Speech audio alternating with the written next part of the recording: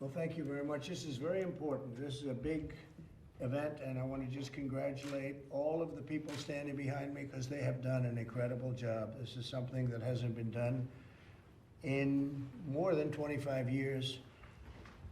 Just a few moments ago, I hosted a very special call with two friends, Prime Minister Benjamin Netanyahu of Israel and Crown Prince Mohammed bin Zayed of the United Arab Emirates, where they agreed to finalize a historical peace agreement. Everybody said this would be impossible. And as you know, Mohammed is one of the great leaders of the Middle East. After 49 years, Israel and the United Arab Emirates will fully normalize their diplomatic relations. They will exchange embassies and ambassadors and begin cooperation across the board and on a broad range of areas, including tourism, education, healthcare, trade, and security. This is a truly historic moment. Not since the Israel-Jordan peace treaty was signed more than 25 years ago has so much progress been made towards peace in the Middle East.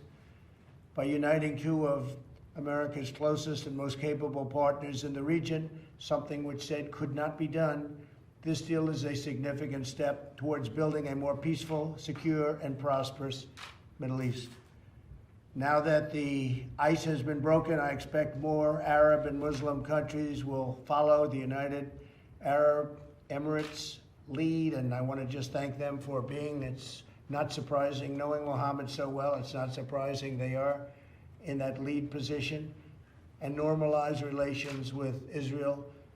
We are already discussing this with other nations, very powerful, very good nations, and people that want to see peace in the Middle East. So you will probably see others of these, but this is the first one in more than 25 years. This deal will allow much greater access to Muslims from throughout the world to visit the many historic sites in Israel, which the Muslims want to see very badly and have wanted to see for many, many decades, and to peacefully pray at the Al-Aqsa Mosque, which is a very special place for them. My first trip as president was to Saudi Arabia in May of 2017, and my speech to the assembled leaders of 54 Muslim countries. Every single one was by their leader, their number one leader. It was an amazing, really an incredible event, very important event. I made clear that the problems of the Middle East can only be solved when people of all faiths come together to fight Islamic extremism and pursue economic opportunity for people of all faiths. And when you look at what's happening, you're seeing a lot of progress is being made that nobody thought could possibly be made. And things are happening that I can't talk about, but they're extremely positive. I want to thank the leaders of Israel and the UAE for their courage and for their leadership to forge this tremendous agreement. It will be known as the Abraham Accord, and I'd like to ask our ambassador, David Friedman, to please explain why we're doing and calling it the Abraham Accord. David? Well, thank you, Mr. President, and congratulations to you on brokering this historic peace agreement. Abraham, as many of you know, was the father of all three great faiths. He's referred to as Abraham in the Christian faith, Ibrahim in the Muslim faith, and Avraham in the Jewish faith. And no person better symbolizes the potential for unity among all these three great faiths than Abraham, and that's why this accord has been given that name. It's a great thing. I wanted it to be called the Donald J. Trump Accord, but I didn't think the press would understand that, so I didn't do that. Avi, say a few words, please. Thank you, Mr. President. It's really been the honor of my life to work in your administration. I think this reaffirms your commitment to Israel, to the stability in the region. It's just a historic accomplishment, and it's peace. Peace is a beautiful thing, and it's something that everybody in the country should celebrate, I hope. And I'm just so honored to be here. serve in your Well, you've administration. done a great job, and Jared has done a fantastic job. People don't really understand the things that he's able to do. He's done a fantastic job on this, and you and your team, nobody else could have done it. I don't think anybody else could have done it. Jared, say a few words, please. Thank you, Mr. President. And I would like to say that I want to thank the President for his leadership on this historic peace effort. The President, like with all things, urged us to take an untraditional approach. You can't solve problems that have gone unsolved by doing it the same way that people before you have tried and failed. The President takes untraditional approaches. He does things in different ways, but he uses common sense, and he tries to unite people by focusing on common interests as opposed to allowing them to focus on their common grievances. And what happened was here is we were able to achieve results that others were not able to achieve, and this will advance the region, and this will advance the whole world.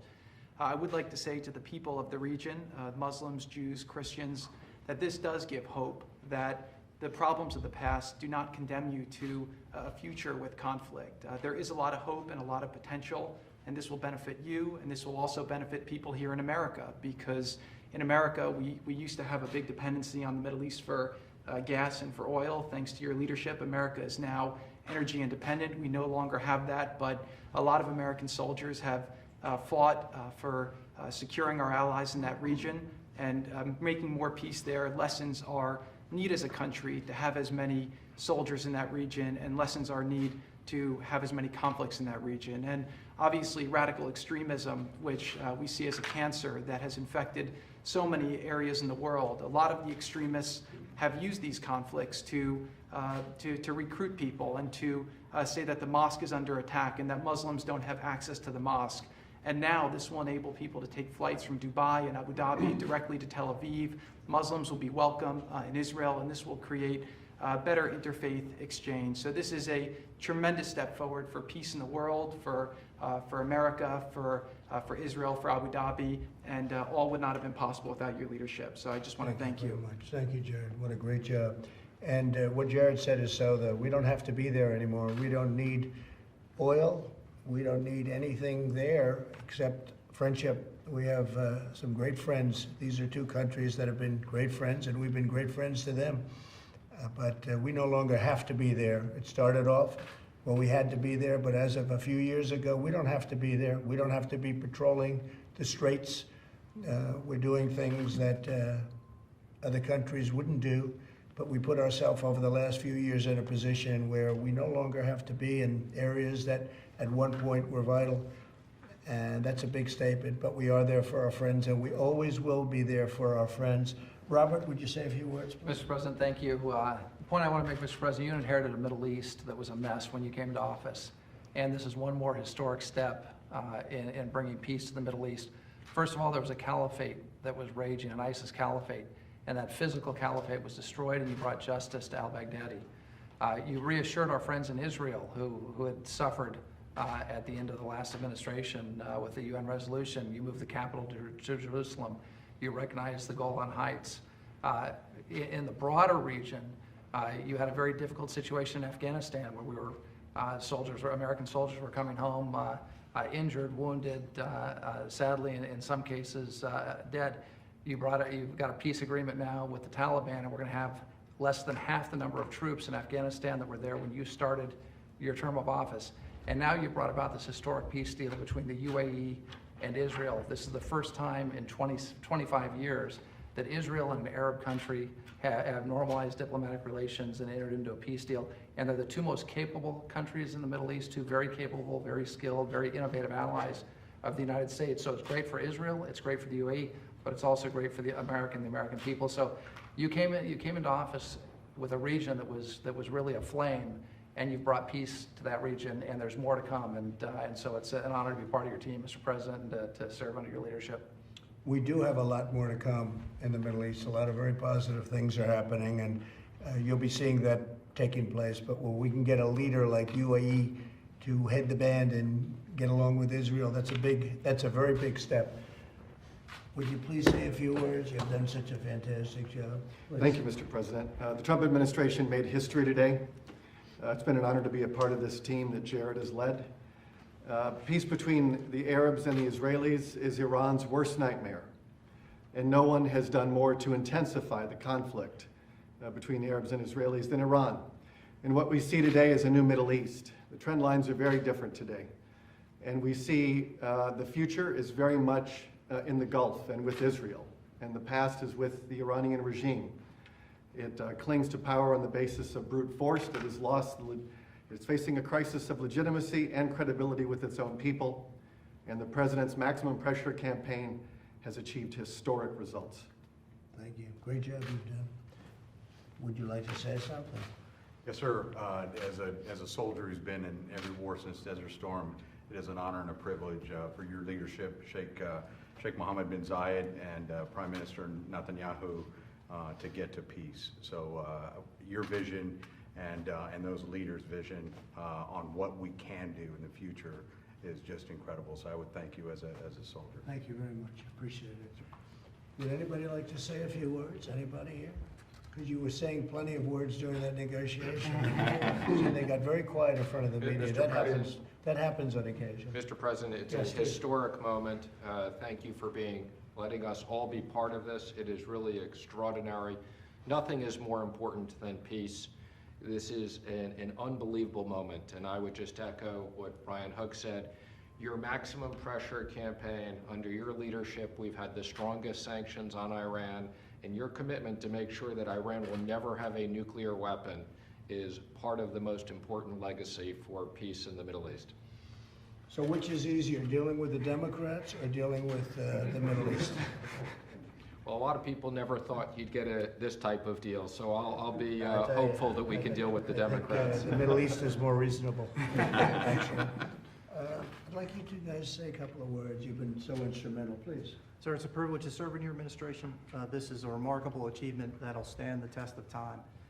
And we look forward to the prosperity and the peace this brings to the Middle East and the ways we'll be able to leverage that for the United States national interest. So it's a privilege, sir. Thank you. Thank you very much. And I would just echo what Rob said.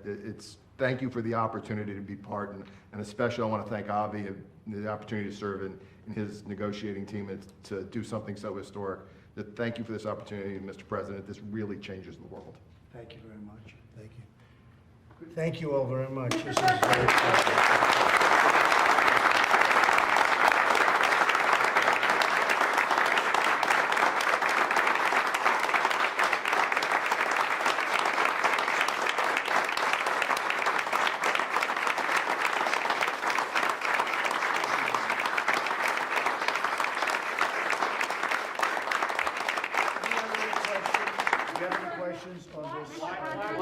Mr. President, Could you just describe the tenor of the conversation you had with the two other leaders? Was there any hesitation on their part No. to reaching this deal?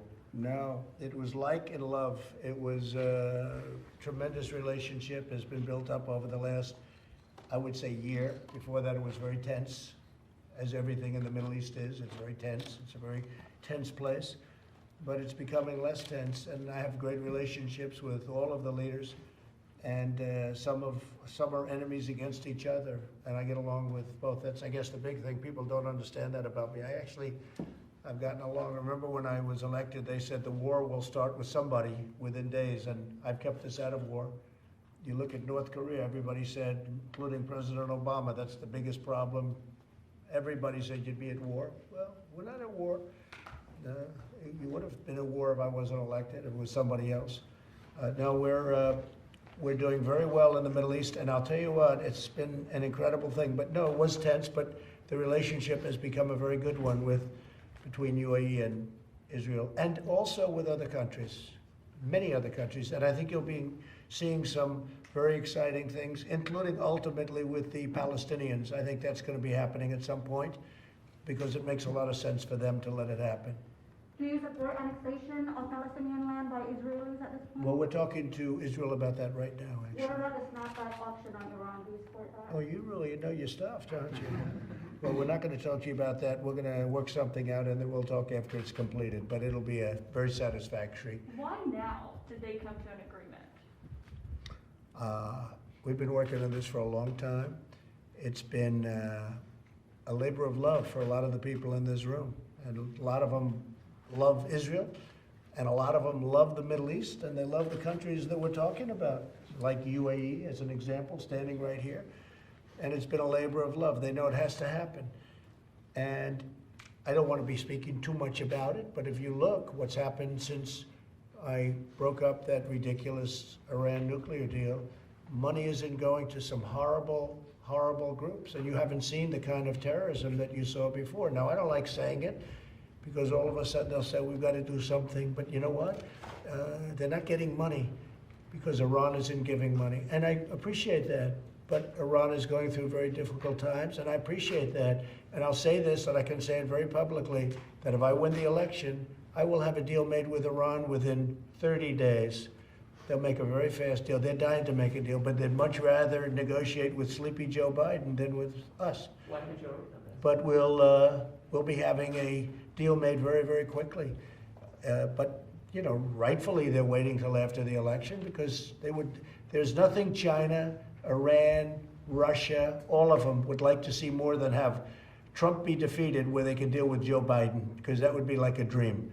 And this was something that was very exciting. We thought this would be the first country. He's a great leader. Mohammed's a great leader. And we're very happy that he was the first country, I would say. And you're going to see many other things happening in the Middle East over a fairly short period of time. But this is the first time in more than 25 years. And UAE is big stuff. UAE is very powerful, very strong, Do you know when has the one of the strongest militaries. It's big stuff. Do you know when the delegations are going to meet specifically? Very soon. I guess they'll be setting up the meetings. Do you have any time? I think the next several weeks, Mr. President, then we expect that there will be a meeting here at the White House with the leaders. There'll be as an well. official signing at the White House over the next few weeks, okay? And other than that, we'll meet you at 5:30 or so. We'll talk and we'll actually take one of your questions, okay? All right, guys.